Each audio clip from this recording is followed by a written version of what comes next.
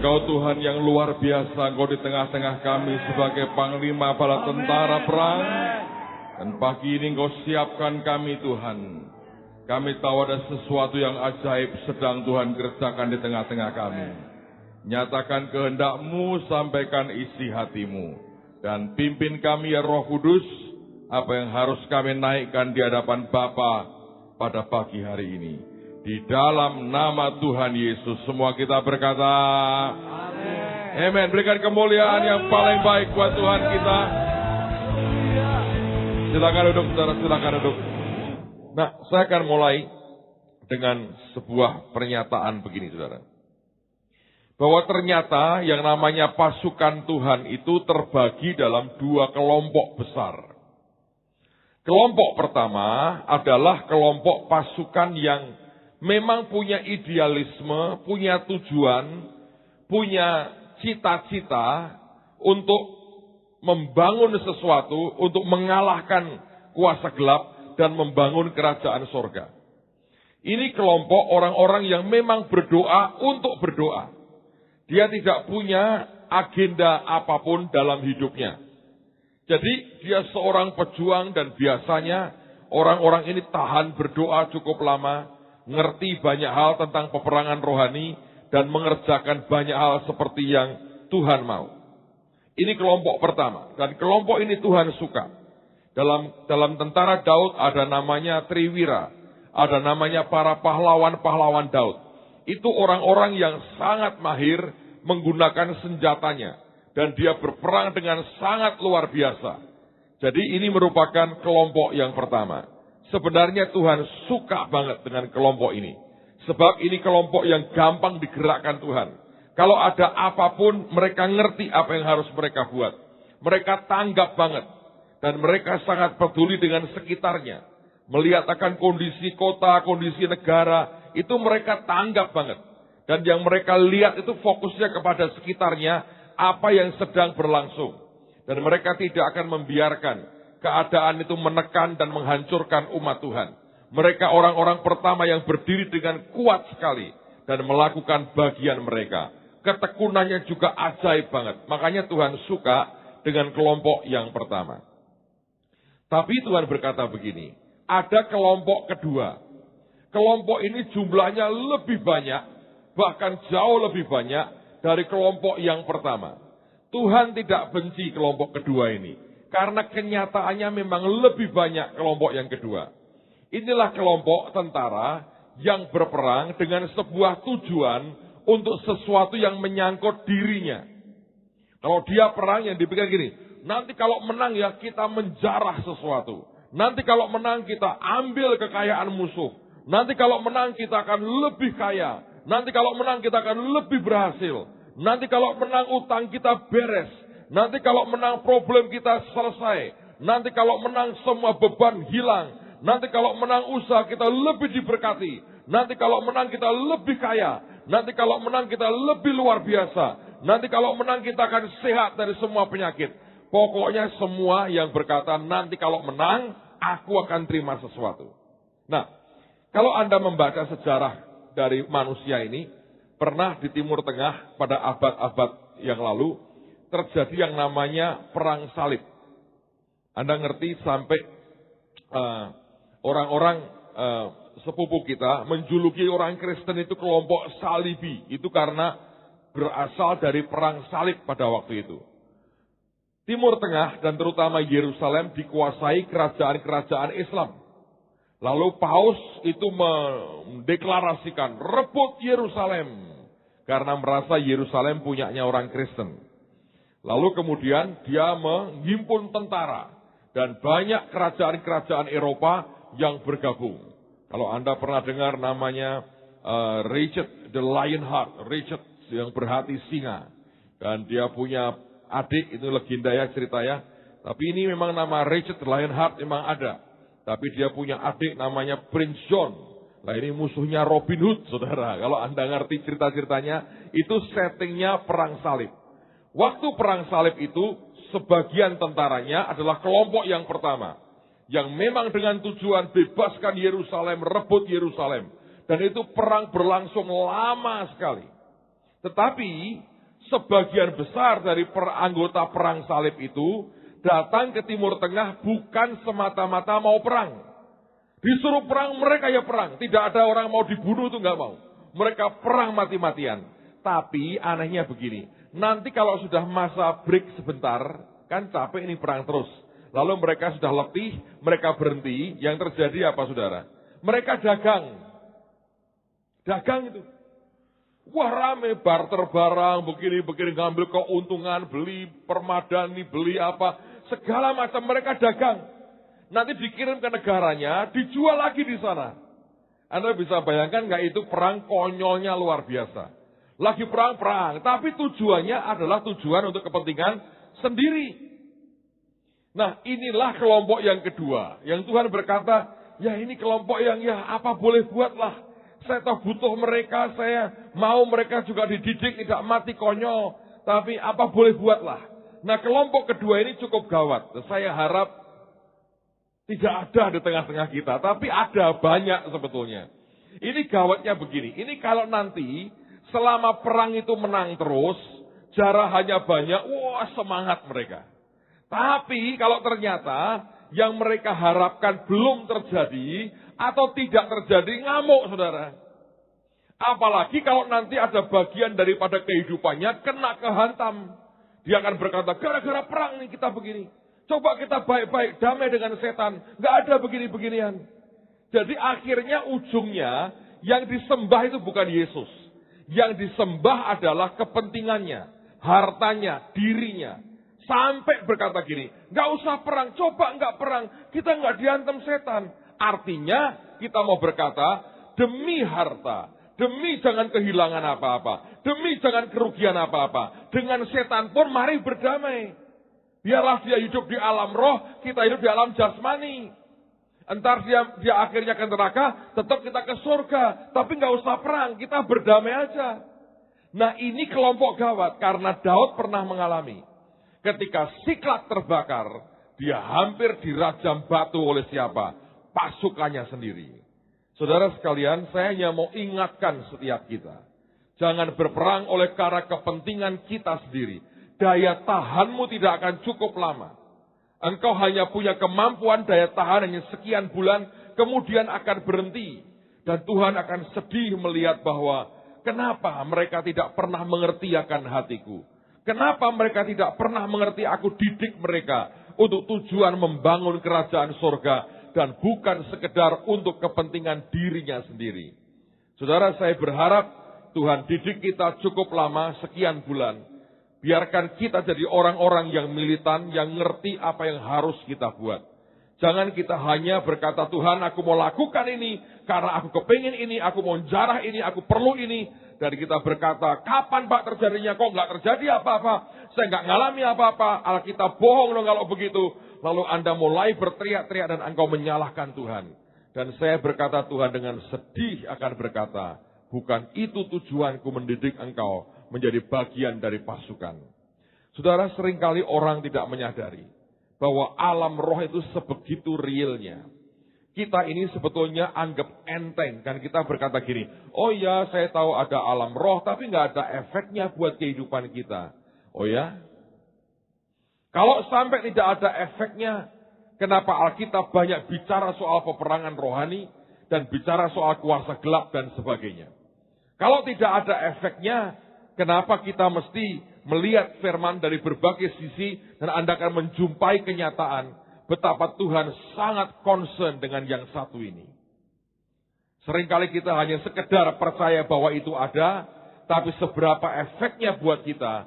Karena kita tidak cukup punya pengalaman rohani, kita beranggapan bahwa itu tidak perlu dan tidak ada. Saya mau cerita sedikit, tidak akan saya buka semua. Tapi ini peristiwa makin mencelikkan mata rohani saya. Jadi saya belajar begini saudara ya, kalau Anda makin percaya dengan sesuatu yang Tuhan katakan, Tuhan itu akan makin bermurah hati memberi Anda begitu banyak pengalaman yang luar biasa. Semakin sesuatu itu tidak Anda percayai, Tuhan semakin tidak memberikan apa-apa loh dalam kehidupan kita. Sesimpel itu sebenarnya. Kami kemarin baru KKR di Madiun, saudara. Nah, pada waktu di Madiun, Tuhan itu ngomong begini. Sebetulnya pemberontakan besar pertama yang dialami oleh Indonesia setelah memproklamirkan kemerdekaan, itu adalah pemberontakan PKI di Madiun tahun 48. Dan Tuhan berkata begini, itu awal dari namanya bangsa ini kenal yang namanya berkhianat terhadap bangsanya sendiri. Dan kemudian setiap pengkhianatan permusuhan akan dibalas dengan penumpasan besar-besaran.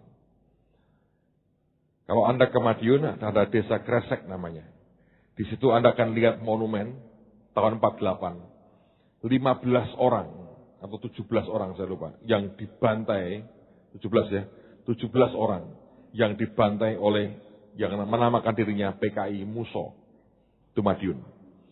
Tapi sekarang Anda tanya, ketika itu dibalas saudara, berapa ribu orang yang mati?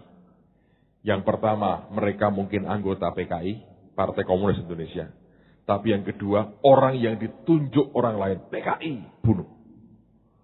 Itu tim kita, pendoa-pendoa ini, sampai ke sebuah desa di atas monumen itu, yang tidak ada monumennya. Dan di situ, salah seorang yang penggali kuburnya, dari peristiwa-peristiwa tahun 48 dan 65, masih hidup sampai sekarang.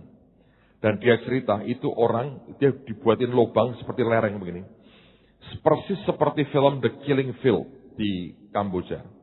Itu dibuat seperti lubang, bentuknya lereng. Itu orang-orang diangkut dengan truk. Itu nggak tahu hidup atau mati. Sudah diletak berlumuran dan dimasukkan ke situ. Dan dia bilang, saya ini orang biasa, tidak tahu siapa. Tugas saya cuma ngubur. Jadi dimasukkan ke situ. Dan kalau ada yang masih hidup, dipukul kepalanya, jatuh. Atau ditendang, atau ada orang masih hidup, kepleset masuk, dibiarkan. Terus dikubur hidup-hidup, saudara. Dan itu jumlahnya ribuan. Dan banyak orang tidak tahu apa-apa sebetulnya. Tapi ditunjuk. PKI masuk, diangkut, hilang aja. Jadi, saya tidak berkata bahwa saya membela PKI, saudara. Tapi PKI itu berkhianat. Membawa spirit pengkhianatan. Lalu kalau Anda perhatikan, bangsa ini gampang berkhianat. Gampang sekali. Saya pernah berkata, saya bertanya, apakah kita itu masih punya nasionalisme? Bayangin ya, kalau Anda ngerti, di koran Anda baca, orang buat undang-undang pengesahan aja, itu tawar-menawar, berapa duitnya. Jadi semua itu dihitung dengan cara seperti itu.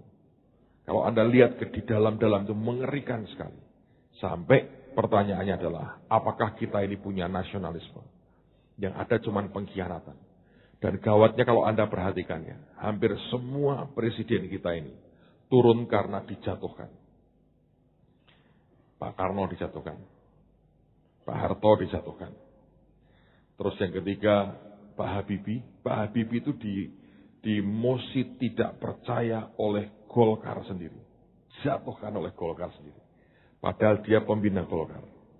Terus kemudian Anda ngerti dalam pemilihan pada waktu itu sebetulnya PDIP menang. Harusnya Ibu Mega naik, jegal, naikin Gus Dur. Tengah-tengah jatuhin, Mega dinaikin. Orang-orang yang sama. Coba Anda lihat itu. Ini bangsa gawat tuh. Ganti presidennya cepat sekali, tapi dijatuhkan. Lalu pemimpin dihujat, mulai dihujat, dibuka semua. Padahal ya, kalau pemimpin itu dibuat lemah seperti itu, yang kocar kasir rakyatnya. Tapi ini spirit, saudara. Ini spirit. Dan kemudian, begitu ketahuan, yang lebih kuat akan nindas. Dibantai. Orang-orang pokoknya siapapun mata gelap. Itu yang dipenjara, dibunuh itu tidak jelas. Tanpa disidang. Dan saya berkata sebagian dari mereka anggota PKI. Sebagian tidak. Sebagian itu orang-orang Chinese. Orang-orang tua yang tidak ngerti apa-apa. Tapi karena pemerintah Cina sampai sekarang pun masih adalah komunis. Dia berkata, ini juga ini Cina ini PKI ini. Ya, mati juga sekalian. Dan itu jumlahnya banyak sekali. Keluarga yang sampai sekarang kehilangan keluarganya tidak pernah tahu di mana. Itu ada di mana-mana. Anda bisa ngelihat nggak? Caranya revenge. Balesnya itu luar biasa. Dan ngancurkannya luar biasa. Semua itu spirit sebenarnya. Nah, sebenarnya kami perang di sana. Dan setelah itu, sehari kemudian sebelum kami balik ke Semarang, saya diberitahu ada pendoa-pendoa di Jakarta lagi berdoa. Lalu mereka ngomong begini, Pak, di kota yang Bapak nanti akan lewati itu, ada alamat ini Tuhan tunjukkan. Ada orang namanya ini, alamatnya di sini. Saya sempat telepon Pak Marso, Pak ini jalan ini di mana? Nggak tahu dia. Lalu kita beli peta, cari di peta, ketemu juga akhirnya. Jalan besar tuh. Nah, kemudian mereka berkata gini, Pak, di rumah ini, itu spiritnya, kekuatan kuasa gelapnya mengerikan sekali. Tempat itu tidak pernah terduga dan tidak terdeteksi sebelumnya. Kalau kita bisa kalahkan di situ, ini akan membuka banyak hal buat kesejahteraan bangsa. Dan Tuhan tunjukkan bentuk rumahnya, gambarannya, deskripsinya. Saya pikir, saya kagumlah dengan Tuhan, saudara. Makin lama itu orang-orang itu makin tajam loh lihatnya. Bahkan seperti lihat film, saudara. Nah, saya berangkat, kita coba cari. Nggak ketemu, saudara. Ketemu tempat yang kita pikir, bukan ternyata.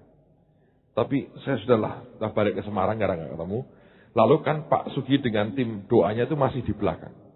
Jadi kita bilang, Pak, kita nggak selesai nih tugasnya, aku mesti pulang. Dan perut saya lagi kayak diaduk sebetulnya. Terus saya bilang, Pak, tolong carilah. Pokoknya namanya ini, orangnya cirinya sudah tua begini, rumahnya ada begininya, dan itu pokoknya serem lah. Cobalah, tanya Tuhan, harus berbuat apa. Jadi mereka cari, saudara, mereka cari, di-guide sama dari Jakarta. Pokoknya rumahnya ini, bentuk seperti ini. Lalu mereka juga sambil tanya-tanya dengan orang sekitar. Lalu ada tukang tambal ban atau apa yang berkata gini, kalau orangnya sudah tua, itu di situ tuh, namanya ini. Nah itu orang pinter katanya, itu orang pinter, paranormal. Jadi kesana aja, mungkin dia orangnya. Jadi akhirnya didatangi, ada 3 orang datang, perempuan semua. Saya bilang kita punya pendoa yang ajaib-ajaib. 3 perempuan semua, yang lain di belakang. Turun, masuk ke rumah saudara.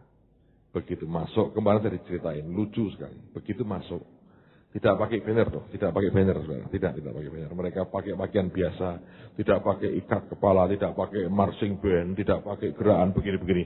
Enggak, datang dan hanya kulonun, hanya mau ngomong baru kulonun. Maksudnya mau tanya, apakah ini rumah Bapak yang dimaksudkan tadi? Nah kalau bilang ya pun tidak tahu harus berbuat apa, pokoknya tanya dulu. Begitu mereka masuk, itu rumah katanya penuh di atas dengan keris. Lalu ada orang tua duduk di situ. Baru bilang permisi, mau tanya, ngamuk saudara. Tahu ngomongnya apa gini? Bahasa Jawa yang saudara ya, dia ngomong gini. Wong podo Jawa nih, Jawa rak ngerti Jawa nih, podo Jawa nih ngajak tarung. Loh, wong cuma tanya alamat. Buat dia ngomong gini, ngajak tarung. Ayo nak main tarung. Ben diletak bareng. Diajaki mati bareng sama dia. Jadi 3 pendoa ini dia bilang kalau dihadapi dia juga mati akhirnya. Dia tidak tahu masih ada 2 gede-gede pendoa Pak Sugi dan Mika di belakang saudara. Kalau 5 dia mati lah saudara. Tapi dia berkata gini, waduh Jawa nih ngajak tarung. Ayo nak tarung. Ben podong diletak. Saudara, itu mengagetkan. Sebab sebenarnya spiritnya tahu bahwa ada sesuatu yang beda dengan dia. Yang punya tujuan tertentu. Ingin menghancurkan yang dia sembah. Bangun loh. Coba Anda renungin. Kalau dunia itu ya saudara, bisa sampai seperti itu. Dan saya diberitahu bahwa banyak perusahaan besar, para konglomerat itu, membuat keputusan berdasarkan petunjuk dari yang begini-begini. Sedang kita ini mentah banget di situ. Bagaimana Anda berharap bisa menang dan mengalahkan? Dengan hanya modal pengertian, pokoknya dalam nama Yesus. Saya mau beritahu saudara begini. Setan, ini makin, kalau setan itu rendahan, ngalahkannya di tengking. Tapi kalau sudah di level tinggi, dia datang bukan kayak hantu yang lompat-lompat. Itu enggak ada tuh. Itu hantu Cina. Lompat-lompat begini. Ya toh? Kalau hantu Indonesia agak malas. Cuma denger-denger begini di bawah pohon. Lompat pun gak mau. Itu enggak pernah toh. Hantu Indonesia kan enggak pernah lompat. Hantu Cina lebih apa itu? Lebih atletis ya. Hah? Rasim. Lompat-lompat. Hantu Indonesia cuma ngetok-itok. Di bawah pohon gitu. Lain. Kalau hantu Eropa itu lebih keren. Dracula maksud saya. Jadi kelelawar, jadi apa begitu ya. Kalau hantu Indonesia itu meneng denger gitu. Urip susah, mati kok susah gitu kira-kira gitu. Makanya harusnya Anda menang dong, hantu cuma denger gitu. Hantunya nggak bisa lompat-lompat begini saudara, cuma denger dong. Kalau sudah sampai di level tinggi kayak Yesus, itu kan didatangi. Dan dia nggak meden-meden itu. Tak wedeni kowe. Nah, mana ada Tuhan ditakut-takut itu nggak ada. Dia datang, dia ngomong sesuatu. Dia mainnya main legal Alkitab loh. Dia jebaknya pakai firman, omongan. Dia jebaknya pakai perkataan. Makanya kalau ngomong kita sembarangan, masalah lah. Ya tak? Jangan tak? Karena Alkitab berkata gini, kalau engkau Tuhan ubah batu jadi roti. Jawabnya mesti pakai firman. Nah, sekarang saya mau cerita begini. Nanti makin ya beberapa kali ini saya akan jelaskan lebih detail. Karena gini. Nah pada waktu saya dengar itu, terus saya berdoa. Tuhan itu ngomong begini. Alkitab mengatakan, usahakanlah kesejahteraan kota di mana kamu tinggal. Dan berdoalah untuk kota itu. Ya kan? Sebab sejahteranya kota itu adalah sejahteramu. Anda masih ingat ayat itu kan?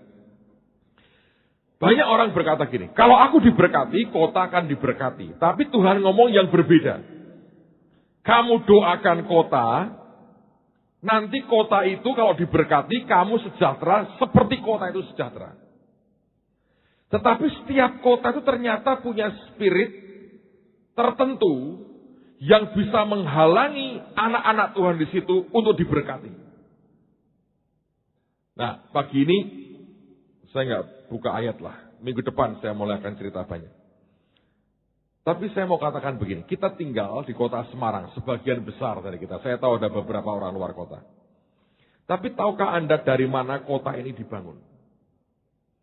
Sebenarnya dibangun ada banyak versi. Tapi ada yang jelas terjadi. Waktu itu di kerajaan Mataram, itu rajanya namanya Amangkurat II. Raja ini termasuk raja yang lemah. Sehingga kemudian entah terjadi sesuatu apa, dia diberontak, terjadi pemberontakan. Dia merasa tidak kuat, dia minta bantuan Belanda, minta bantuan VOC. Dan VOC berkata begini, saya bantu kamu menumpas pemberontakan itu. Yang ditumpas siapa sebetulnya? Saudara sebangsanya. Tapi pakai kekuatan asing. Saya akan bantu menumpas pemberontakan dengan syarat. Kalau perang selesai, kami minta Semarang. Jadi kompensasinya serahkan ke kami. Jadi ini kota sangat diingini oleh pihak lain. Sebab mereka menilai tempat ini punya nilai tertentu. Saya mau katakan begini. Anda tinggal di kota yang pernah sangat diingini orang lain. Sehingga waktu mereka punya kesempatan untuk mengambil tanpa perang. Mereka mengambilnya tanpa perang. Jadi kota ini itu spiritnya saudara ya. Diserahkan tanpa perlawanan. Makanya seringkali kalau Anda lihat, daya juangnya orang di sini itu Tidak lebih baik dibandingin kalau Anda lihat Surabaya, orang di Jakarta. Ini tuh gini, salon-alon, asal kelakon. Hari-hari ini lumayan sih. Tapi gitu, nyantai. Pokoknya lumayan lah. Senangnya dengan kata lumayan lah. Kalau dengan kata lumayan terus, senang sudah selesai. Sudah, itu susah. Kalau sudah lumayan terus, lumayan, selesai. Nggak ada fight-nya, itu nggak ada. Tiga ke londo, ya wes melu londo, gitu saudara. Nggak ada perlawanan. Tidak ada yang berontak dari rakyatnya. Lo kenapa kok sekarang ikut Belanda? Malah enak, melu londo, untuk keju, gitu saudara. Itu spiritnya. Dan belum yang lain-lain. Jadi coba Anda renungkan dari situ. Nanti Anda bisa ngerti. Nah, untuk mengatasinya Anda tidak boleh terpengaruh oleh yang begitu. Kemudian kota ini sebetulnya kan bayaran. Ya, upah. Dari sebuah perang saudara sebenarnya. Menumpas, membunuh, menikam teman sendiri. Pakai senjata orang lain. Dan upahnya kota ini. Bagaimanapun dibangun, diwarnai dengan hal seperti itu. Jadi kalau saudara juga begitu. Dengan gampang Anda mengkhianati orang, Anda menikam dari belakang. Dengan segala alasan. Kalau Anda tidak sejahtera, tidak suka, tidak berani terbuka datang, langsung bicara, tapi ngomong di belakang, Anda tikam di belakang. Spirit seperti itu ada di kota ini. Makanya tahun 1920, PKI berdiri dengan kuat di sini. Dan kalau Anda perhatikan, ini kota pernah dapat julukan kota merah, saudara. Karena kekuatan PKI-nya pernah cukup besar tahun 20-an. Nah, PKI itu kan fahamnya sama rata, sama rasa. Dia tidak bisa lihat kalau orang lebih maju dari orang lain. Nggak mau. Sama rata, sama rasa. Semua harus sama. Itu kan komunis, saudara.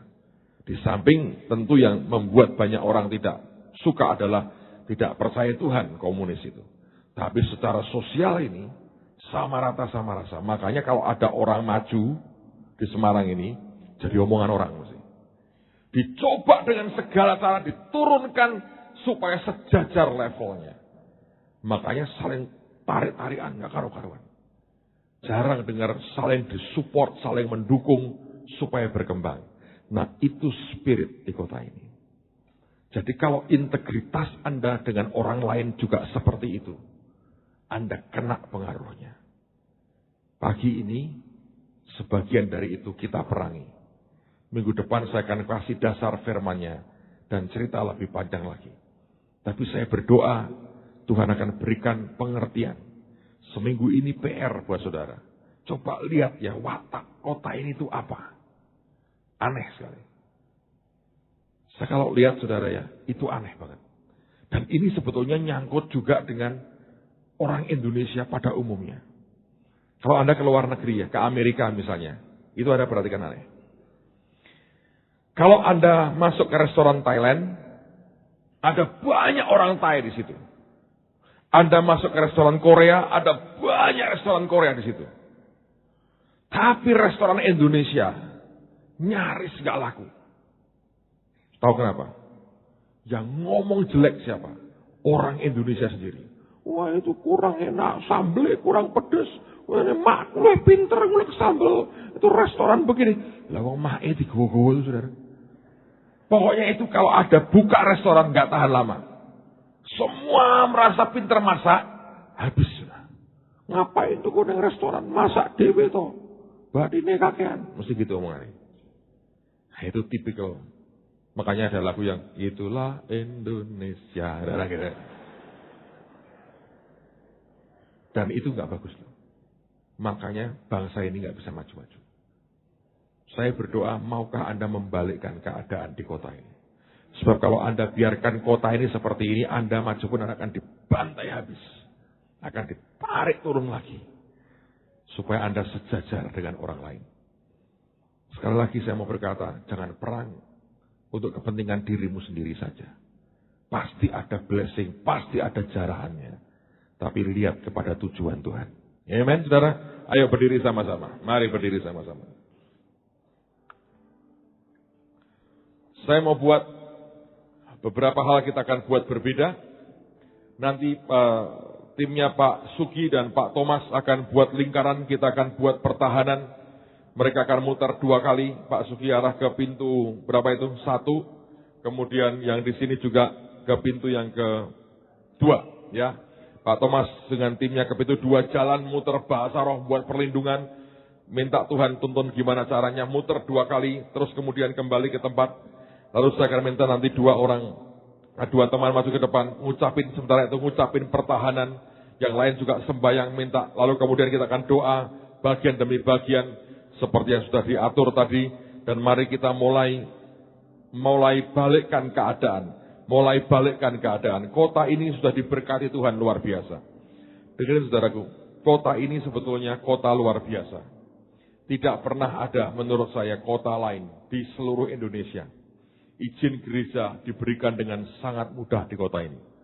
Selama kita bergereja hari ini, bagaimanapun sudah 4 izin gereja kita kantongi, saudara. Bukankah itu sebuah keajaiban Tuhan? Sangat diberkati Tuhan. Kita punya pemerintah, wali kota Semarang ini luar biasa. Tidak ada wali kota yang aneh, yang ngaco, yang nekan rakyat. Semuanya saya lihat punya kepribadian yang baik sebetulnya. Tuhan memberkati kita dengan ajaib. Provinsi ini diberkati. Panglima kita anak Tuhan, Kapolda juga anak Tuhan. Bukankah ini sebuah blessing yang luar biasa? Saya dengar Kepala Kejaksaan Tinggi juga anak Tuhan. Saya melihat ini luar biasa. Karena saya berkata, saudara, ayo jangan perang hanya untuk dirimu sendiri. Tuhan akan sedih berkata, kenapa kamu hanya terus melihat dirimu sendiri dan tidak mau melihat kepentingan Tuhan. Hari ini kita akan buat sesuatu. Mari mulai balikkan keadaan. Minggu depan tetap Sabtu jam 5 pagi kita akan belajar lebih jauh soal kota ini.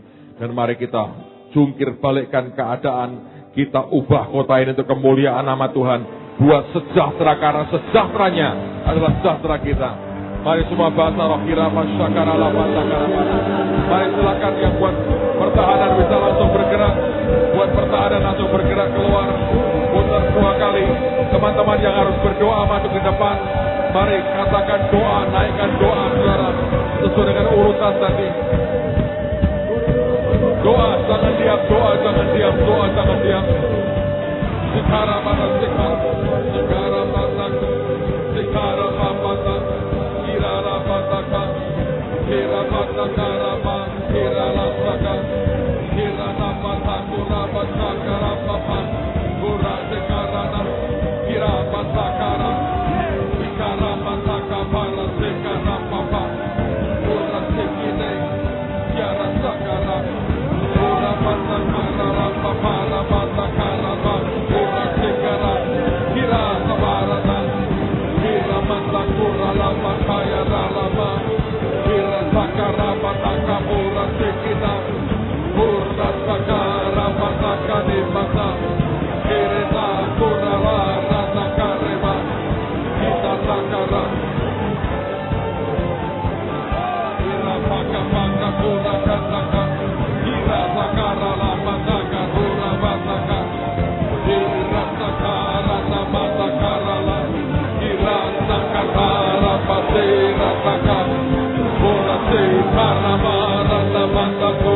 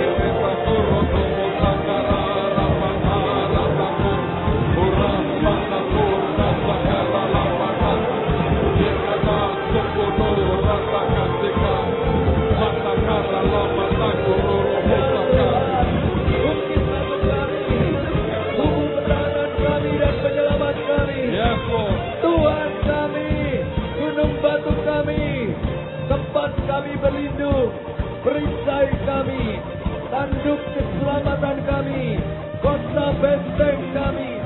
Kepadamu ya Tuhan, kami akan jiwa kami. Tuhan kami, kepadamu kami percaya, kami tidak akan mendapat malu. Musuh-musuh kami tidak akan beriak-riak atas kami. Karena dengan Engkau, kami berani menghadapi gerombolan. Dan dengan Tuhan, kami berani melompati tembok. Engkaulah persembunyian bagi kami. Terhadap kesesakan Engkau menjaga kami. Engkau mengelilingi kami, sehingga kami luput dan bersorak. Kepada kami yang takut kepadamu, telah Kau berikan panci-panci, tanda untuk berlindung terhadap panas. Ya Yehova Tuhan kami, kekuatan keselamatan kami. Engkau menundungi kepala kami pada hari pertarungan senjata. Sungguh, Engkau telah menjadi tempat perlindungan kami, menara yang kuat terhadap musuh. Biarlah kami menumpang di dalam kemah-Mu untuk selama-lamanya. Biarlah kami berlindung dalam naungan sayap-Mu. Pertolongan kami ialah dari Engkau Tuhan Yehova, yang menjadikan langit dan bumi. Engkau takkan membiarkan kaki kami goyah. Menjaga kami tidak akan terlelap. Sesungguhnya tidak terlelap dan tidak tertidur penjaga Israel. Tuhanlah menjaga kami. Tuhanlah naungan kami di sebelah tangan kanan kami. Matahari tidak menyakiti kami pada waktu siang, atau bulan pada waktu malam. Tuhan akan menjaga kami terhadap segala kecelakaan. Tuhan akan menjaga nyawa kami. Tuhan akan menjaga keluar masuk kami dari sekarang sampai selama-lamanya. Amin. Tuhan adalah tempat perlindungan bagi orang yang terikat, tempat perlindungan pada waktu kesesakan. Kamu dapat menolong maksud orang yang terlibat, tetapi Tuhan adalah tempat perlindungannya. Adapun Tuhan jalan yang sempurna, jalan Tuhan adalah murni, yang menjadi perisai bagi semua orang yang berlindung padanya. Sebab siapakah Tuhan selain dari Tuhan, dan siapakah gunung batu kecuali Tuhan kita. Tuhan dialah yang mengikat pinggang kami dengan keperkasaan, dan membuat jalan kami rata, yang membuat kaki kami seperti kaki rusa, dan membuat kami berdiri di bukit, yang menghadap tangan kami berserah, sehingga lengan kami dapat melenturkan musuh membara.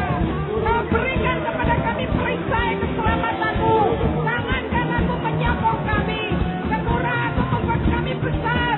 Kau berikan tempat lapang untuk langkah kami, dan mata kaki kami tidak goyah. Kami mengejar musuh kami sampai kami tangkap mereka, dan tidak berbalik sebelum mereka kami habiskan. Kami merampungkan mereka, sehingga mereka tidak dapat bangkit lagi. Mereka tepat di bawah kaki kami. Kau telah mengikat pinggang kami dengan keperkasaan untuk berperang. Kau tundukkan kepala kuasa kami, orang yang bangkit melawan kami. Kau buat musuh kami lari daripada kami, dan orang-orang yang membenci kami binasakan. Tendekkanlah telinga-Mu kepada kami, bersegeralah melepaskan kami. Jadilah bagi kami gunung batu tempat perlindungan, kubu pertahanan untuk menyelamatkan kami. Sebab Kau bukit batu kami dan pertahanan kami, dan oleh karena nama-Mu Kau akan menuntun dan membimbing kami. Kau akan mengeluarkan kami dari jaring yang dipasang orang terhadap kami. Sebab Tuhan tempat perlindungan kami. Orang-orang benar diselamatkan oleh Tuhan. Ia adalah tempat perlindungan mereka pada waktu kesesakan. Tuhan menolong mereka dan meluputkan mereka. Ia melepas mereka dari tangan orang-orang fasik dan menyelamatkan mereka, sebab mereka berlindung padanya. Dalam nama Yesus kami terima Tuhan. Terima kasih Tuhan. Mari saudara kita sehati berdoa. Kita minta pengampunan buat kota kita. Kita minta pengampunan kepada Tuhan. Biarkan anugerah-Nya diturunkan. Hari ini Tuhan, kami rendahkan hati kami di hadapan-Mu Tuhan. Kami minta pengampunan bagi kota kami ini Tuhan. Tuhan, biar anugerah kemurahan Kau turunkan buat kota kami Tuhan. Biarkan pengampunan-Mu Kau turunkan hari ini buat kota kami. Tuhan, ampuni Tuhan. kami. Kalau ada ajaran komunis pemberontakan di kota ini, ada perzinahan rohani, hati yang mencari Tuhan yang lain, ampuni Tuhan. Mari kami berdoa buat kota ini Tuhan. Ampuni Tuhan, ampuni Tuhan. Ampuni Tuhan, turunkan belas kasihan-Mu Tuhan. Ampuni dosa pemberontakan. Ampuni dosa yang mencari ilah yang lain. Ampuni Tuhan dosa perdukunan. Ampuni Tuhan dosa penyembahan berhala. Ampuni Tuhan hati yang tidak setia kepada Tuhan. Ampuni kota kami Tuhan. Turunkan anugerah-Mu Tuhan. Turunkan belas kasihan-Mu buat kota ini. Pulihkan keadaan kami Tuhan. Pulihkan keadaan kota kami Tuhan. Pulihkan Tuhan, pulihkan. Ubah hati kami. Dan buat kami di kota ini berbalik kepada-Mu. Seluruh kota ini menyembah Tuhan Yesus. Seluruh kota ini bertobat, berbalik kepada-Mu Tuhan. Nyatakan kuasa-Mu Tuhan. Lawatan-Mu, pulihkan hati kami kembali pada Tuhan yang hidup, kepada Tuhan yang benar, dalam nama Yesus. Mari kita semua berada, kita berdoa buat pemerintahan kota ini. Kita mintakan anugerah Tuhan.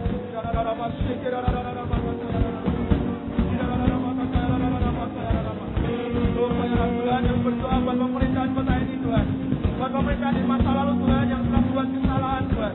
Kalau ada perjanjian dengan kuasa gelap Tuhan yang mereka lakukan Tuhan, keputusan-keputusan yang diambil oleh karena kuasa gelap Tuhan, kami mintakan ampun Tuhan. Biar keputusan-keputusan itu dibatalkan Tuhan. Biar dibatalkan Tuhan. Biar dibatalkan Tuhan. Dibatalkan Tuhan, dibatalkan.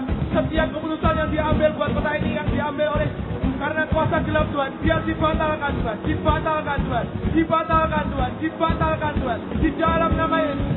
Dibatalkan Tuhan, dibatalkan. Sekarang Tuhan mintakan anugerah Tuhan, kemurahan-Mu Tuhan, buat pemerintahan Tuhan di kota ini Tuhan. Biar pemerintahan kerajaan surga itu turun di tengah-tengah kami Tuhan. Biar Kau menguasai kota ini Tuhan. Biar Kau yang berdaulat atas kota ini Tuhan. Kau Yesus, Kau Raja atas kota ini Tuhan. Biar pemerintahan yang baru itu turun Tuhan atas kota ini. Pemerintah dari kerajaan surga Tuhan. Pemerintah dari kerajaan surga itu turun atas kota ini Tuhan. Di dalam nama Tuhan Yesus. Di dalam nama Yesus.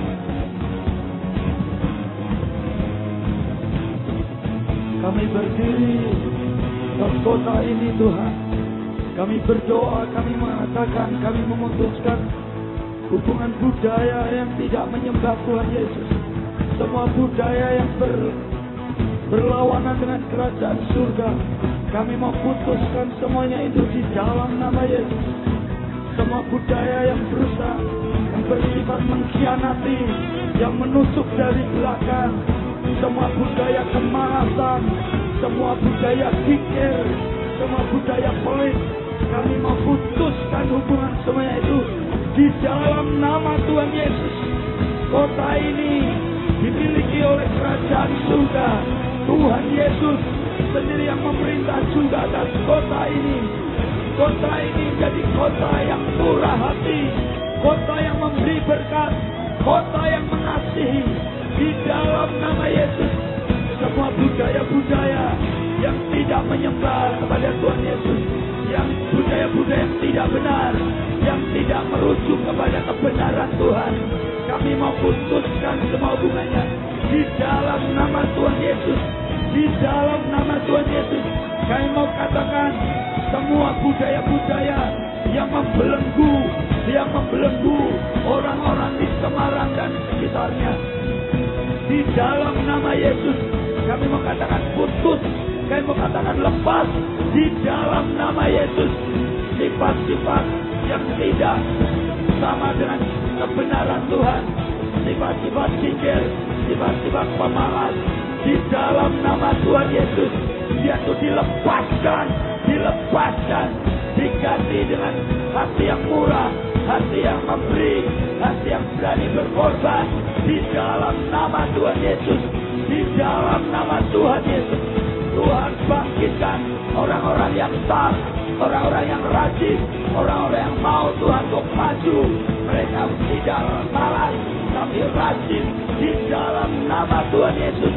Di dalam nama Tuhan Yesus, biar kerajaan Tuhan ditegakkan, kerajaan Tuhan ditegakkan atas kota ini. Di dalam nama Tuhan Yesus, budaya surga turun atas kota ini. Di dalam nama Tuhan Yesus.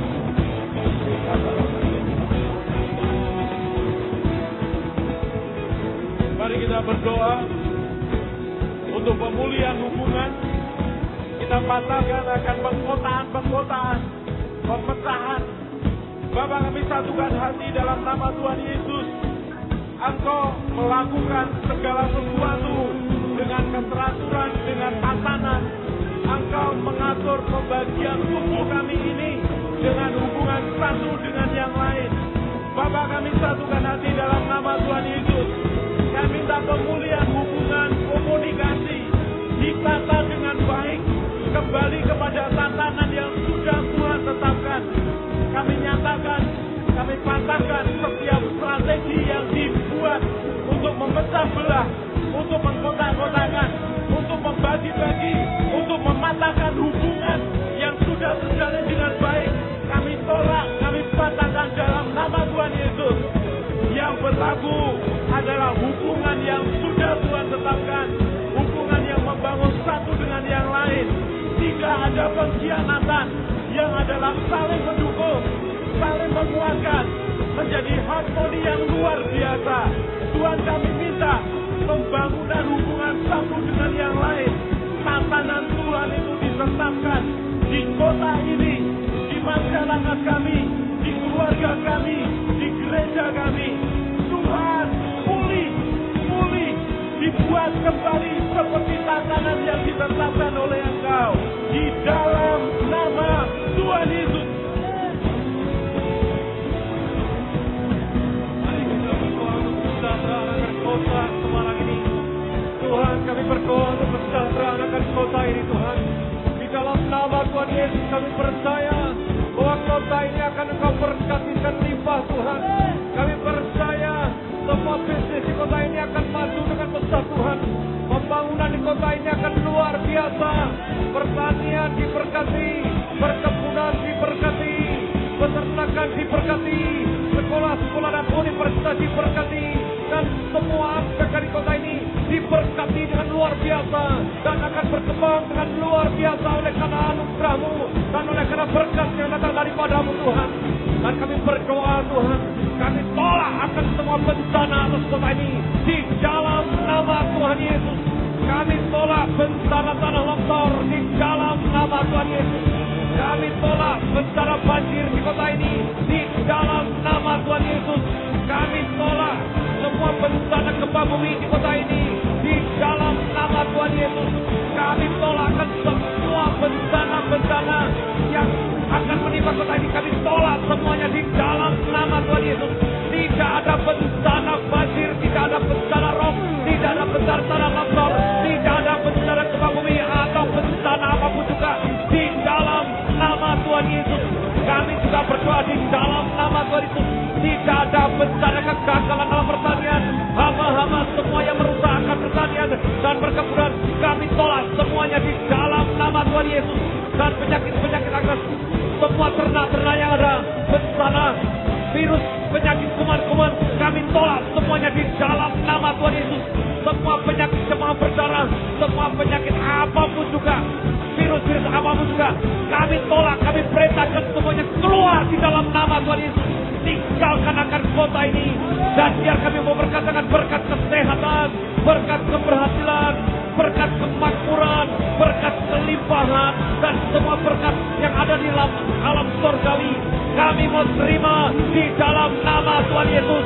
Dan tidak ada kutuk yang menimpa kota ini, tapi berkat yang datang dari tempat yang maha tinggi. Sungai yang mengalir dari Bait-Mu sendiri yang kudus, Tuhan.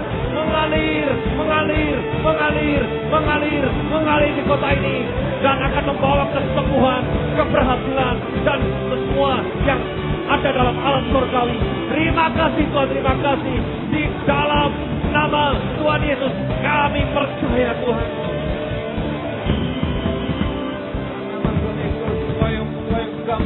mengampuni Tuhan semua dosa kami, termasuk dosa kota kami. Di dalam nama Tuhan Yesus, apa yang sudah digadaikan Kau yang mengampuni ya Tuhan. Kami berdoa dalam nama Tuhan Yesus, karena semuanya milik-Mu Tuhan.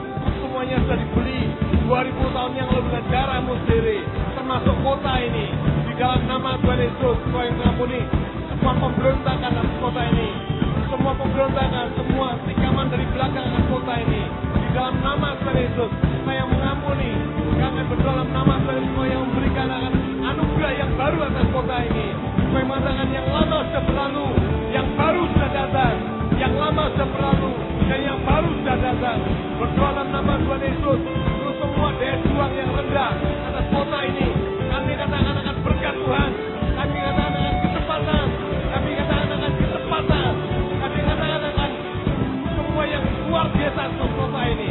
Terima kasih Tuhan, dalam nama Tuhan Yesus. Dan dalam nama Tuhan Yesus, sekarang turunkan berkat Tuhan untuk kota ini Tuhan. Berkat dari utara, dari selatan, dari barat, dari timur diturunkan dalam nama Tuhan Yesus. Berkat kesejahteraan untuk kota ini turun dalam nama Tuhan Yesus. Semua usaha-usaha berjalan dengan baik. Arus investasi masuk mengalir di dalam nama Tuhan Yesus. Dan semua pengangguran kami tolak di dalam nama Tuhan Yesus. Akan dibuka lapangan-lapangan pekerjaan di dalam nama Tuhan Yesus. Di dalam nama Tuhan Yesus. Biar nanti pemilihan gubernur, wakil gubernur datang yang daripada Tuhan saja buat kota ini.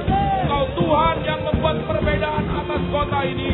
Di dalam nama Tuhan Yesus, pendidikan-pendidikan yang menghasilkan anak-anak didik yang cerdas ada dari tempat ini, lahir dari kota ini. Anak-anak yang cerdas di dalam nama Tuhan Yesus. Di dalam nama Tuhan Yesus ada pemerintahan yang bersih dari KKN, bebas dari korupsi, dan masa depan yang terus membaik, makin membaik, sangat baik.